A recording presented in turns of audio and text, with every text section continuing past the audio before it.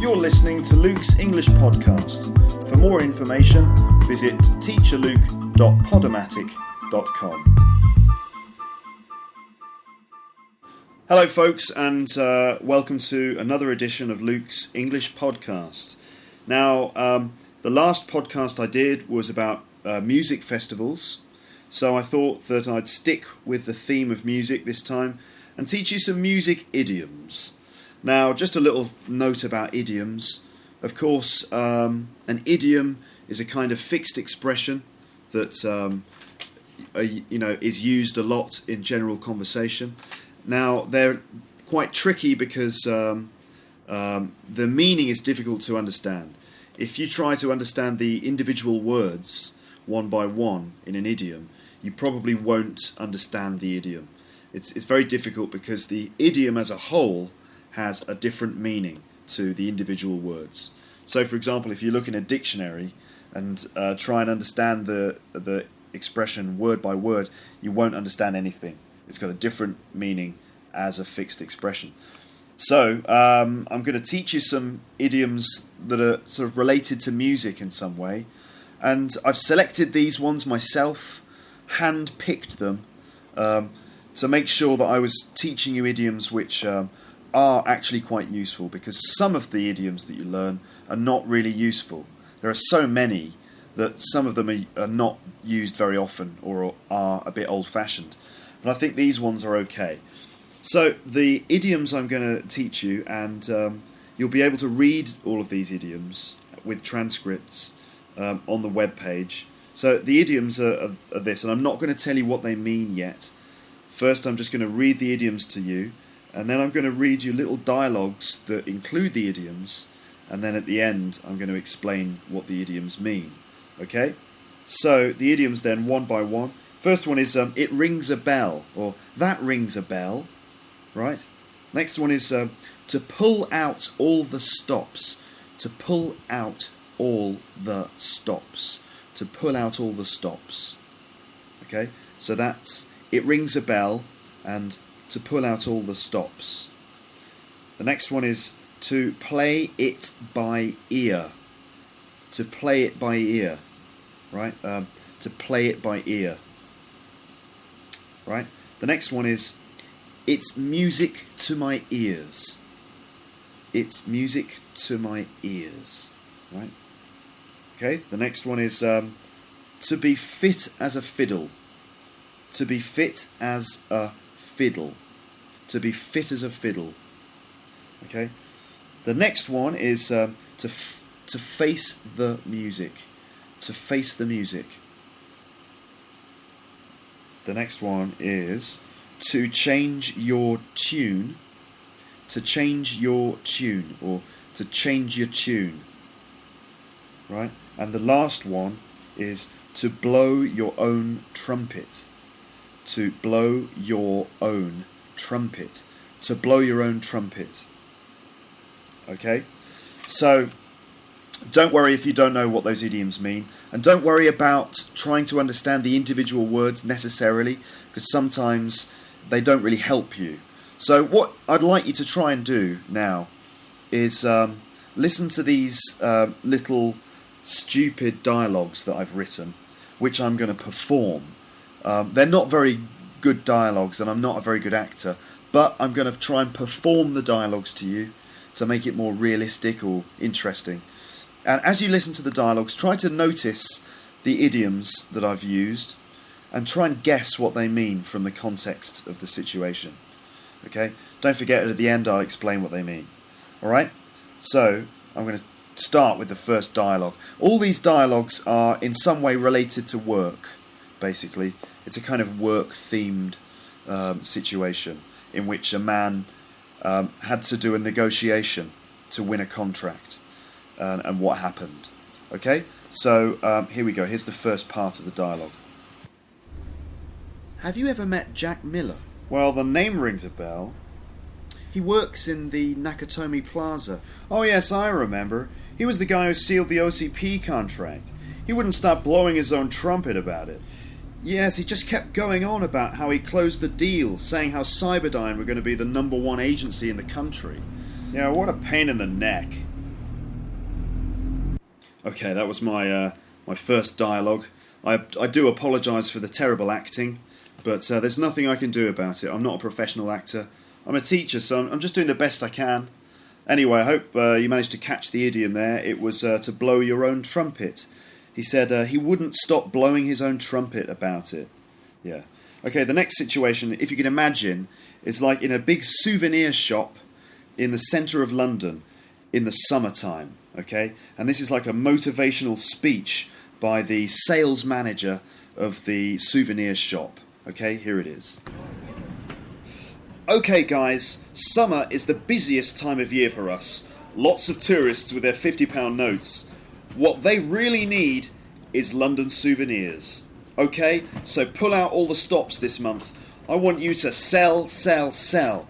More British flags, more models of Big Ben, more photos of the Queen, more toy London buses, more postcards of punks, more Beatles t-shirts, more London Eye photos, more We Will Rock You tickets, and more umbrellas. Okay, so that was the souvenir manager, and the idiom there was, what was it?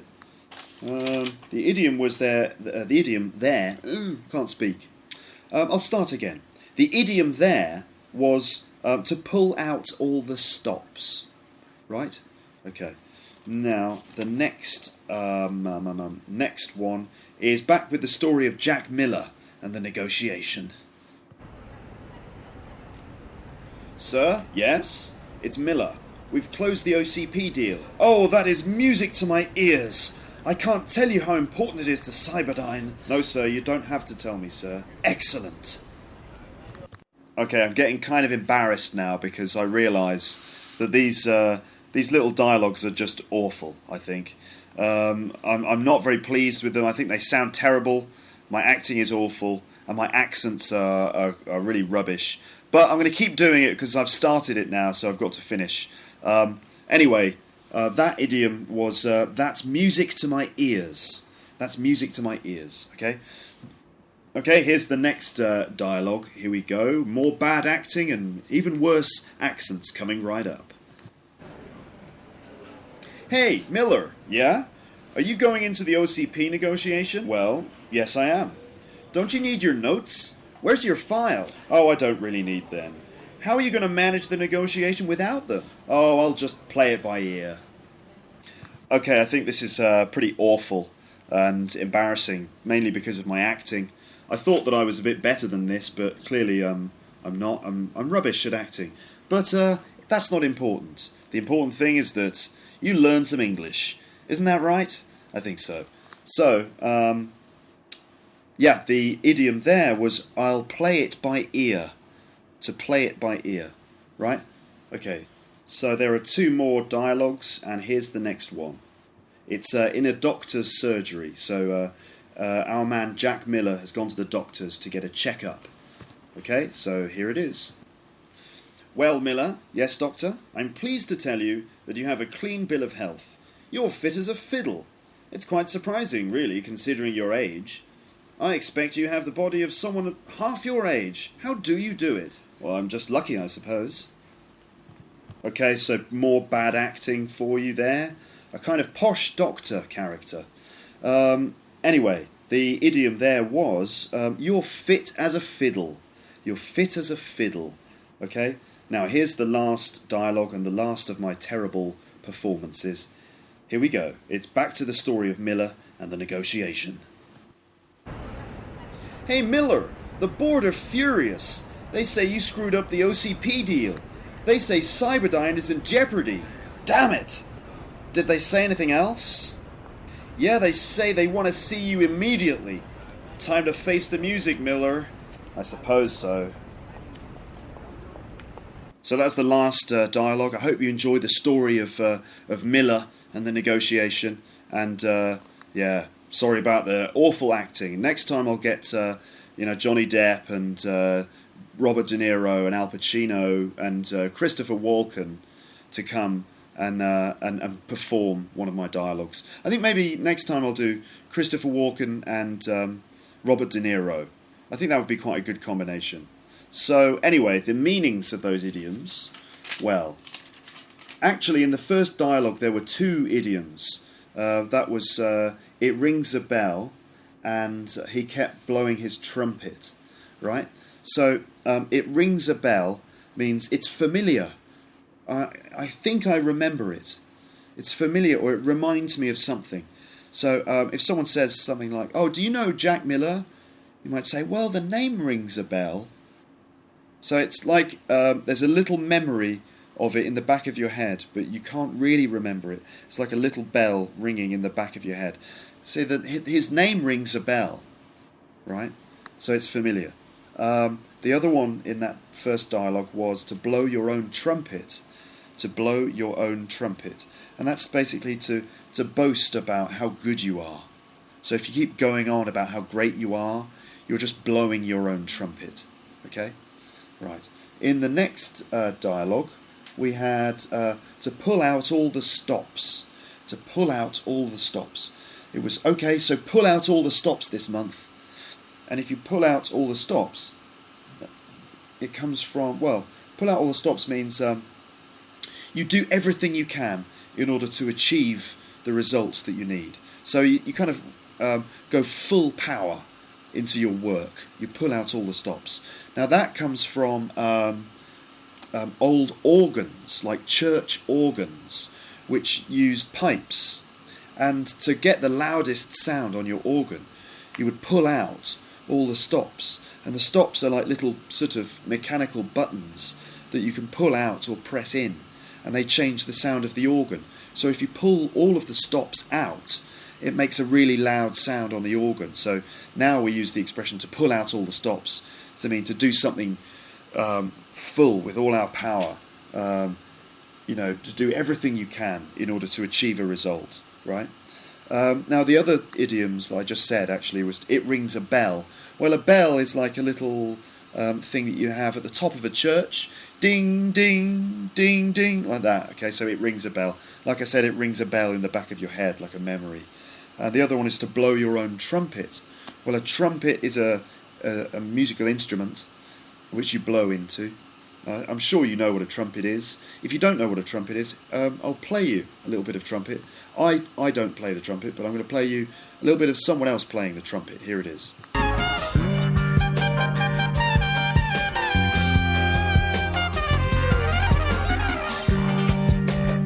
Okay, so that was a trumpet being played. That was actually Donald Byrd there, great trumpet player.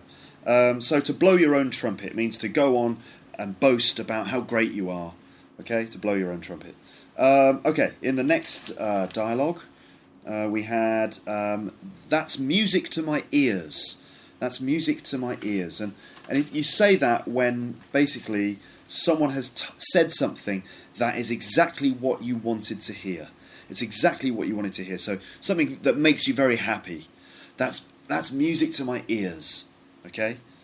Now the next one was let's see. I'll just play it by ear. I'll just play it by ear. And in that one, Miller's colleague said to him, "How are you going to manage the negotiation without your notes?" And Miller said, "I'll just play it by ear." So to play it by ear means that, let's see, you improvise. You don't follow a plan. You just react to whatever happens there. So Miller's going to go into the negotiation without his notes. He's not going to use a plan. He's just going to react as things happen. He's just going to improvise. Okay. So the origin of that, to play it by ear, is a bit like when you play a piano or when you play a piece of music, without sheet music. You're not reading the music. You're just playing it by ear. Okay. So that's where that comes from. We also use that expression to say when you do something without planning or just improvise, to play it by ear. Okay, so in the next dialogue we had you're fit as a fiddle, and that's what Miller's doctor said to him. You're fit as a fiddle, which means that you're very healthy. You're in perfect health. To be fit means that you're healthy. You do lots of exercise and your body's in good condition. But if you're fit as a fiddle, it means you're really, really healthy. And a fiddle is another word for a violin. So I'm not sure why they say fit as a violin or fit as a fiddle. Why is a violin fit? I don't know. Maybe it's because the strings are tight and it's kind of, I don't know, in good condition or something. But fit as a fiddle. There you go. And in the last dialogue we had time to face the music. To face the music. Okay. Now if you face the music, it means you accept the negative consequences of your actions. You accept, like, if you've done something that's caused a really bad reaction, you have to just accept that and just face it. For example, if lots of people are angry about a decision you made and they're in a room and they're all angry, you need to just go in there and speak to them. You need to face the music, right? Okay, so that's it. Actually, I've realised something.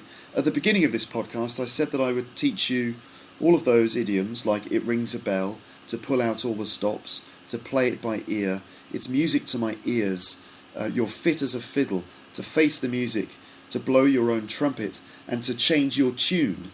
But I didn't explain to change your tune. I've just realised that. So basically, if you change your tune, it means you kind of change your opinion of something, change the way you talk about something.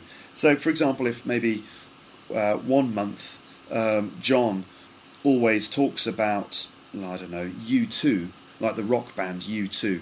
If usually he says, "Oh, U2 are rubbish. Yeah, they're boring. They're not very good at music. Their songs are really bad, and Bono can't sing, and he's really annoying. So I hate U2." Right? If that's what, for example, John says about U2, and then like the next day after he listened to one of their songs, the next day he says, "Oh, you know what? U2 are pretty good actually. Yeah, I think they're possibly one of the best bands in the country at the moment. As a matter of fact, I've purchased 2 tickets to go and see them live in concert." Right? And you'd say to him, "What are you talking about, John? You've changed your tune.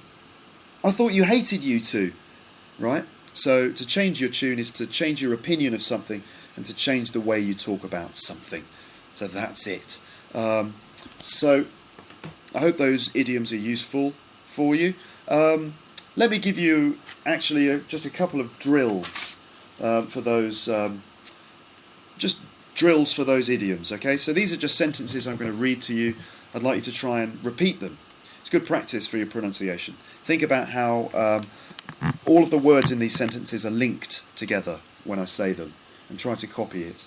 Okay, here's the first one. His name rings a bell. His name rings a bell. His name rings a bell.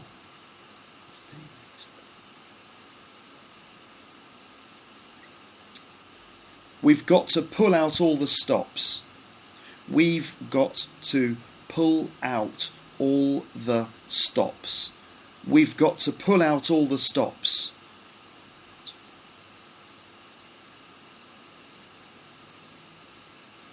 I'll just play it by ear.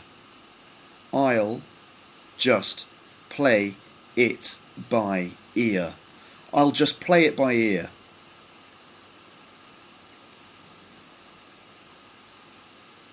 That's music to my ears. That's music to my ears. That's music to my ears.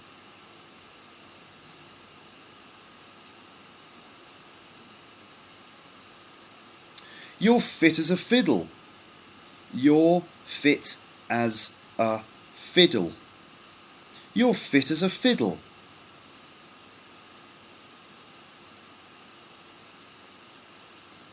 Time to face the music. Time to face the music. Time to face the music.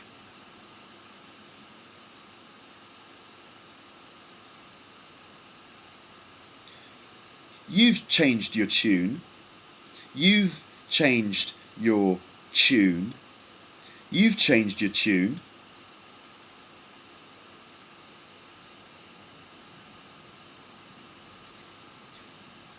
Don't blow your own trumpet. Don't blow your own trumpet. Don't blow your own trumpet. And that's it for this episode of Luke's English Podcast. I hope you enjoyed it. I hope you're using those drills to practice your pronunciation. That's it from me, and have a very nice day. Cheers. Bye, bye, bye, bye, bye.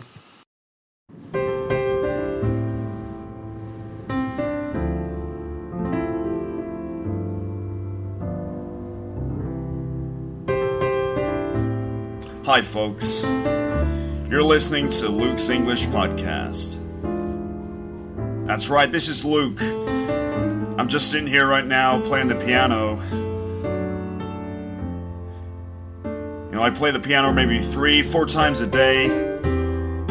Sometimes, if I have the time, if I'm not teaching English or doing a podcast, I come up here, just start playing the piano. Kind of makes me feel good. I'm sure it makes everyone else in the neighborhood feel good. I know my neighbors particularly enjoy the piano playing at all hours of the day. Sometimes they bang on the ceiling there, just out of pure enjoyment, I think. They sure love it when I play the piano. So I just thought I'd play this short piece for you right now. Just to give you another side of my personality, ladies and gentlemen. And I'll be doing another podcast for you real soon. So, until then, have a very, very nice week. I'll catch you soon. Thanks a lot. Good night.